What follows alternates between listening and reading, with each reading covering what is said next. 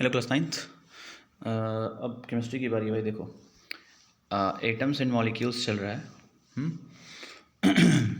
यहाँ तक हमने कर लिया था। ये हमें देखना अब, I think its atomic mass. हाँ, एटॉमिक मास हमें देखना है। ये सिंबल वगैरह हमने देख लिया था। एटॉमिक मास देखते हैं। देखो, एटॉमिक मास जनरली हमने कई बार आपको क्लासेस में भी समझा रखा है, अब भी बताता हूँ कि अगर we have to calculate directly what is the atomic weight या एटॉमिक मास या मास नंबर, ये तीन चीज़ बोलते हैं। Atomic mass, mass number, atomic weight, ये तीन चीज़ें नॉर्मली हम बोलते हैं एटॉमिक मास को। तो अगर कोई पूछे या कैलकुलेशन है तो number of proton plus neutron is it equal what, atomic mass या मास नंबर या एटॉमिक वेट। ये कैलकुलेशन का सीधा सीधा फंडा। लेकिन एक थियोरेटिकल व्यू भी होना चाहिए किसी भी एस्पेक्ट का, तो वो हमें देखना है एटॉमिक मास। ठीक है ना। सी फटाफट देखते हैं क्योंकि सारी चीज़ें मैंने कई दफ़ा बता रखी हैं। हाँ, फिर मॉलिक्यूल भी देखिए मैंने बता रखा है, लेकिन फटाफट करेंगे। मॉलिक्यूल ऑफ एलिमेंट भी मैंने बता रखा है कि जिस मॉलिक्यूल में सेम टाइप के एटम हो वो उन्हें एलिमेंट बोलते हैं। मॉलिक्यूल्स ऑफ कंपाउंड भी बता रखा है, लेकिन सब कुछ मैं एक बार थोड़ा सा, हाँ, ये चीज़ जो सबसे इंपॉर्टेंट जो अभी नहीं बताई मैंने ना क्लास में ना ऑनलाइन, वो ये है राइटिंग केमिकल फार्मूला। ये नहीं, सॉरी, क्लास में जो अभी चल रही है, मतलब जब बच्चे आ रहे हैं क्लास में तो मैंने ये भी बता रखा है। लेकिन फिलहाल मैं सब कुछ फटाफट रिवाइज करूँगा एक दो क्लासेस में। विल फिनिश आयंस, फिर डिस्कस करेंगे और केमिकल फार्मूला लिखते कैसे, सब हो जाएगा। ठीक है ना। चलिए फटाफट देख लेते हैं। लाइन बाय लाइन पढ़ना ही पड़ेगा क्योंकि डाउट कहीं से भी आपको क्रिएट हो सकता है। सही देखिए, एटॉमिक मास देखते हैं। Atomic mass, the most remarkable concept of that Dalton's atomic theory propose was that of the atomic mass. ठीक है। According to him each element had a characteristic atomic mass. The theory could explain the law of constant proportion so well that scientists were prompted to measure the atomic mass of an atom. देखिए, law of constant proportion से थोड़ी सी आशाएं मिली कि हाँ, हम atomic mass निकाल सकते हैं किसी एटम की। ठीक है ना। और क्यों मिली? क्योंकि जैसे कांस्टेंट प्रोपोर्शन में है कि दो एटम सेम रेशियो में रहेंगे थ्रू आउट, मतलब कहीं से भी उनका सोर्स है। यही था कांस्टेंट प्रोपोर्शन। तो जब रेशियो मिल रहा है एटम का, तो अगर किसी एक का एटम मतलब एटॉमिक मास पता हो, हमें रेफरेंस हम ले लें, तो उसके रिलेशन में हम दूसरे का या किसी का भी निकाल सकते हैं। क्यों? क्योंकि रेशियो हमें पता रहता है कांस्टेंट प्रोपोर्शन के कारण। ठीक है। Since determining the mass of an individual atom was a relatively difficult task, relative atomic masses were determined using the laws of chemical combination and the compounds form. वही जो मैंने बताया, कठिन था एटॉमिक मास निकालना, लेकिन relative atomic masses chemical combination की help से, जो कि लॉ ऑफ कांस्टेंट प्रोपोर्शन को स्पेशली रिप्रेजेंट करता है, उसकी हेल्प से हमें थोड़ा आसानी मिली। ठीक है ना। Let us take the example of a compound CO, carbon monoxide, formed by the carbon and oxygen. It was observed experimentally that 3 gram of carbon combines with 4 gram of oxygen to form CO. मतलब इसका carbon का 3 लगेगा और oxygen का 4 लगेगा, ऐसा है। Experimentally find, अब ये मत पूछना कैसे। तो एक्सपेरिमेंटली ये देखा गया कि 3 ग्राम कार्बन और 4 ग्राम ऑक्सीजन मिलाएंगे तो एक CO बनेगा। इन अदर वर्ड्स ऐसे भी कर सकते हैं कि carbon combines with 4/3 times of its mass of oxygen. Obviously carbon और ऑक्सीजन, इसका 3 लग रहा है, ये 4 लग रहा है, तो ऐसा कह सकते हैं कार्बन कितना करेगा, ये इधर जब आएगा तो 4/3 ऑफ ऑक्सीजन से कंबाइन होके CO बनाएगा। ठीक है ना।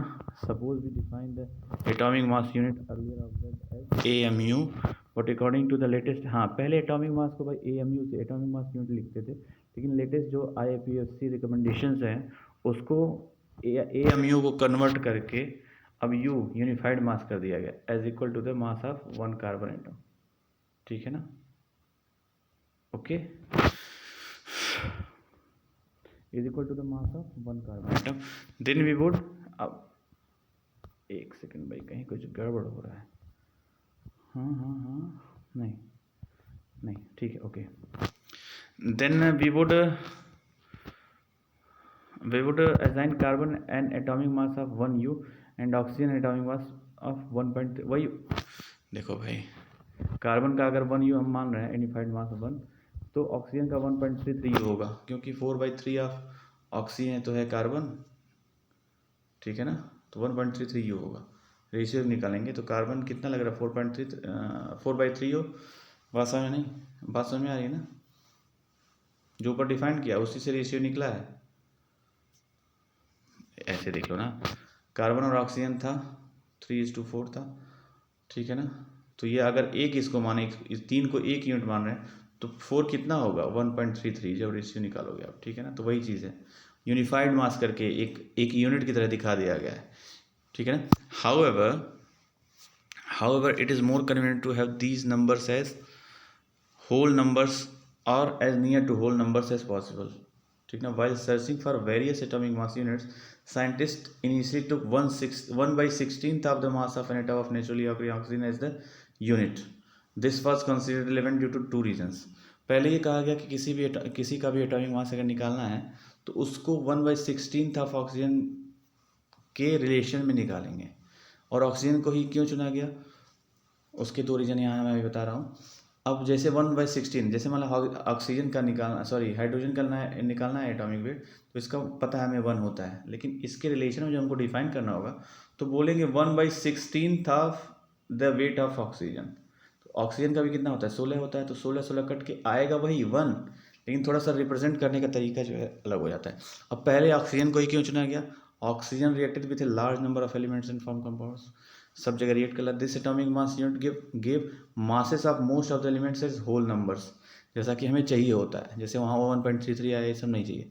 हाउएवर, लेकिन चीज़ें बदली।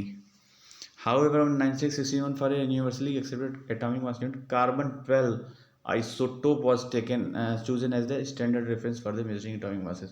पहले ऑक्सीजन लेते थे, अब कार्बन लेने लगे 1961 से। तो अब कार्बन आया तो कार्बन का वेट कितना होता है 12, तो 1/12 ऑफ कार्बन, जैसे हाइड्रोजन को जब रिप्रेजेंट करना हो तो 1/12 ऑफ कार्बन कहेंगे इस हिसाब से, ठीक है ना। स्टैंडर्ड कार्बन हो गया, ना कि ऑक्सीजन रहा। 1 atomic mass unit equal to exactly 1/12 of the mass of 1 atom of carbon 12, ठीक है ना। कार्बन 12 का मतलब 12 एटॉमिक मास है। The relative atomic masses of all elements have been found with respect to the atom of carbon 12। जो हम reference पहले oxygen लेते थे, अब कार्बन 12 को लेने लगे, और उसके हिसाब से हर एटम का वेट हम डिफाइन करने लगे, ठीक है ना बेटा। अच्छा, एक एग्जांपल दिया है, इसको मैं ऐसे ही समझा दे रहा हूँ फटाफट। हाँ,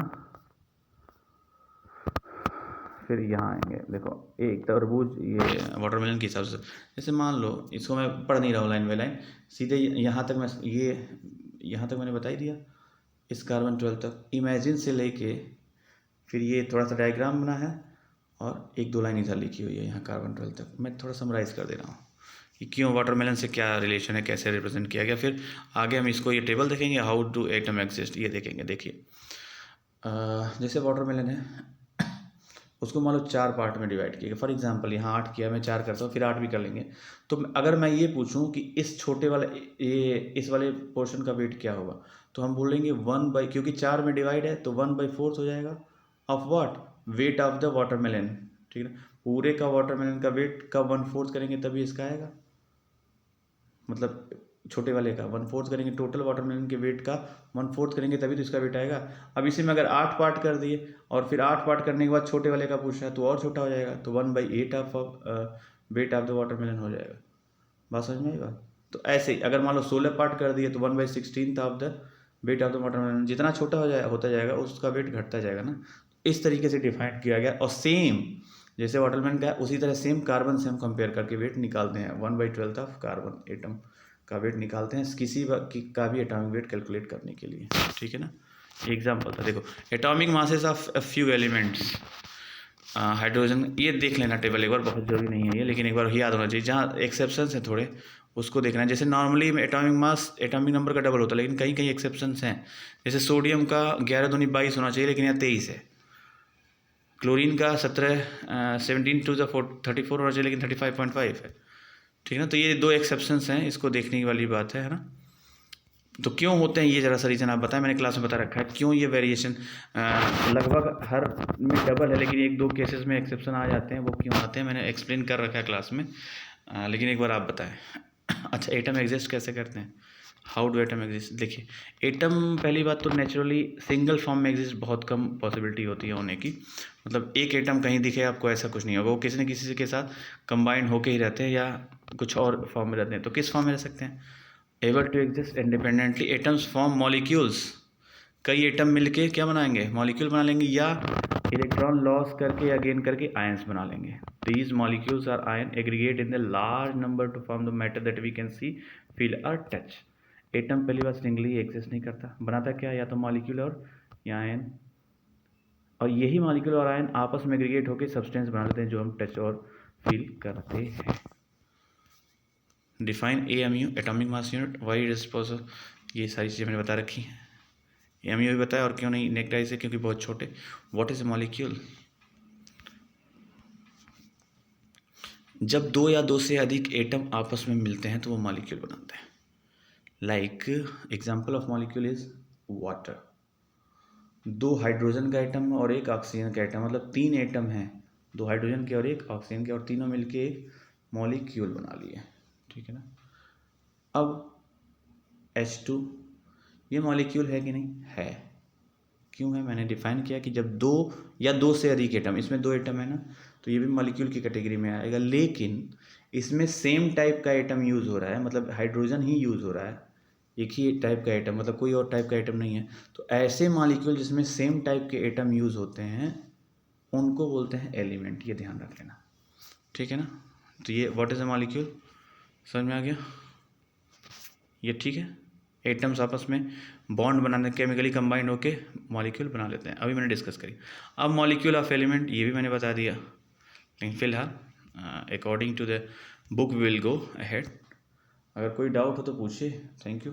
नहीं तो ये element of sorry molecule of molecule of element से 3.3.1 से नेक्स्ट क्लास में डिस्कस करेंगे। फिर doubt please ask, thank you.